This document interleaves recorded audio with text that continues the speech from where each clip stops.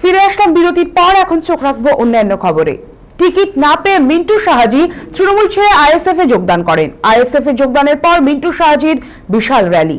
তারপরে মিন্টু শাহাজিকে পাল্টা চ্যালেঞ্জ করেছিলেন দেগঙ্গা তৃণমূল প্রার্থী আনিসুর রহমান বিদেশ। তিনি বলেন তার ডাকে আরো বড় জমায়েত হবে, সেই চ্যালেঞ্জই কার্যত পূরণ করলেন তিনি।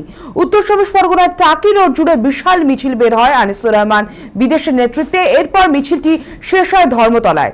এদিন মিছিলে বেশি সংখ্যক জনসমাগমের লক্ষ্য করা যায় এবং সভা মঞ্চ থেকে আনিসুর রহমান বিদেশ সরাসরি আক্রমণ শানান মিন্টু শাহাজিকে।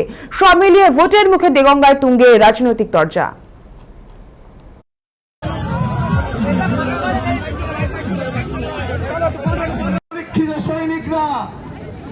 দেগঙ্গা বিধানসভা তার সঙ্গে আরো পার্শ্ববর্তী তিনটে বিধানসভার লোক নিয়ে সেদিন আইএসএফ মিটিং করেছিল এই কদমগাছির মাটিতে। আর আজকে কদমগাছির তৃণমূল কংগ্রেস স্তরের কর্মীরা নেমেছে।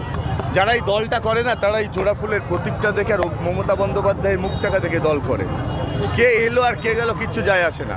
আর ওই যে একটা ঘটনাও ঘটিয়েছে, এই কালচারের লোককে মানুষ পছন্দ করে না।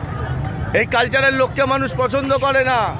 ওকে জামানা জব্দ করবে আইএসএফ, নিজের মাথা নিজেই ঠুকবে আগামী 4 মে মাসে। কেন জানেন?